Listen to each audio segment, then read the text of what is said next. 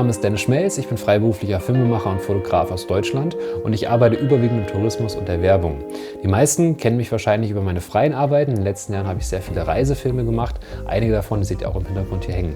Und um das Thema Reisen bzw. Tourismus soll es in diesem Video auch gehen, denn in Zusammenarbeit mit Adobe Stock habe ich die große Ehre, eine neue Episode für die Serie Make It Happen zu erstellen. Das Briefing für dieses Projekt war folgendes: Erstelle ein beeindruckendes Reisevideo von Sardinien mit vorhandenem Drohnenmaterial und nutze zusätzliches Archivmaterial, um mehr Emotionen zu erzeugen und eine Geschichte zu erzählen. Ja, ich bin tatsächlich gerade frisch aus Sardinien zurückgekommen. Ich war dort insgesamt einen Monat mit meiner Familie und habe dort ein bisschen Urlaub gemacht und dementsprechend auch nicht so viel Technik dabei gehabt.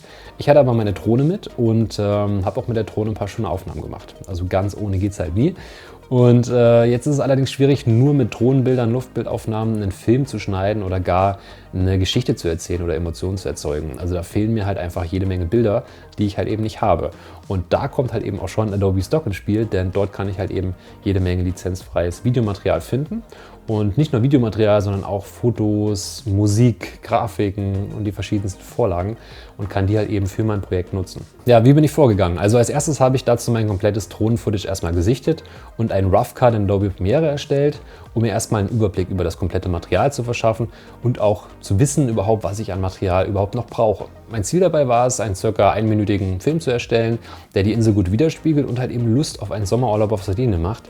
Und ich habe halt eben jetzt bei Adobe Stock mich auf die Suche begeben nach interessanten Stock-Assets, die halt eben meine Drohnenaufnahmen noch aufwerten können und wurde da auch recht schnell fündig. Das Coole ist nämlich bei Adobe Stock, dass ich direkt nach speziellen Aufnahmegrößen und Winkeln suchen kann. Und dementsprechend kann ich halt eben meine Drohnenbilder, die ja schon recht weitwinklig sind und immer von oben herab gefilmt sind, gut ergänzen mit untersichtigen Shots oder halt eben auch mit Nahaufnahmen, indem ich das einfach in der Suchmaske anklicke und dementsprechend wird mir dann auch nur dieser Content angezeigt. Und das macht es natürlich super einfach. Ich bin wesentlich effizienter und muss mich dann nicht noch durch andere Drohnenbilder durchklicken, die ich sowieso nicht nehmen würde. Ja, natürlich hat man so leichte Farbdifferenzen zwischen dem selbst gedrehten Footage und den Stock-Assets. Das sind meistens andere Farbprofile. Das eine ist schon gegradet, das andere noch nicht. Das Ganze kann ich aber super einfach in Premiere anpassen. Es gibt da das Lumetri-Tool und damit kann ich halt eben eine Farbkorrektur machen, kann den Weißabgleich ändern, kann den Kontrast anpassen, die Farben und die Sättigung und kann halt eben die einzelnen Clips aufeinander abstimmen, sodass sie am Ende einheitlich aussehen und das Ganze dann halt nach einer Handschrift aussieht. Ja, und mindestens genauso wichtig für gute Bilder ist auch gute Musik und da wurde ich auch auf Adobe Stock fündig und konnte direkt in Adobe Premiere meine passende Musik suchen. Dabei habe ich halt eben verschiedene Attribute ausgewählt, was mir eben wichtig ist, zum Beispiel als Stimmung, emotional, episch, inspirierend und dann habe ich ein bisschen gesucht und habe auch relativ schnell was gefunden. Und das Coolste ist, ich kann das Ganze dann ganz einfach in mein Projekt importieren und kann dann mit dem Remix-Tool das Ganze auf meine gewünschte Länge trimmen, in dem Fall 60 Sekunden.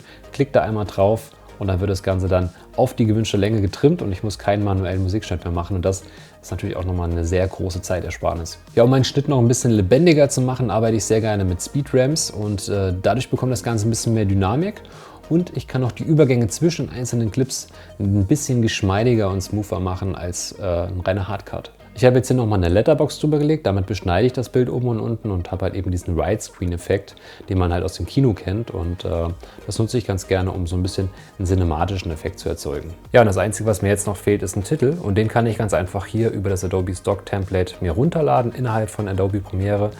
Und suche mir einfach das raus, was mir am besten gefällt, kann dann noch das Ganze individuell anpassen, die Schriftart ändern, die Schriftgröße, den Hintergrund und die Farben anpassen.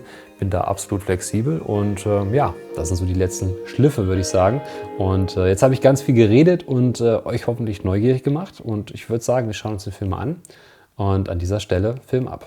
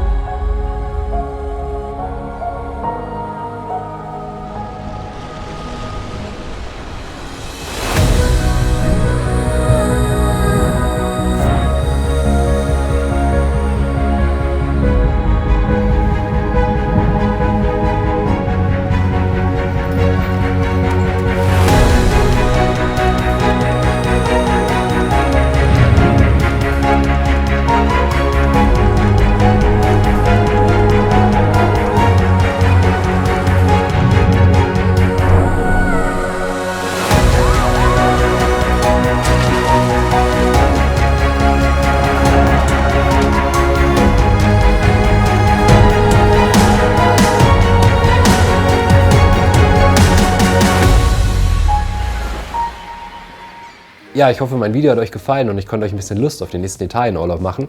Checkt auf jeden Fall meine Stock Collection auf Adobe Stock aus. Schaltet beim nächsten Mal wieder ein. Ich freue mich, dass ihr dabei wart. Vielen Dank fürs Zusehen und bis bald. Ciao.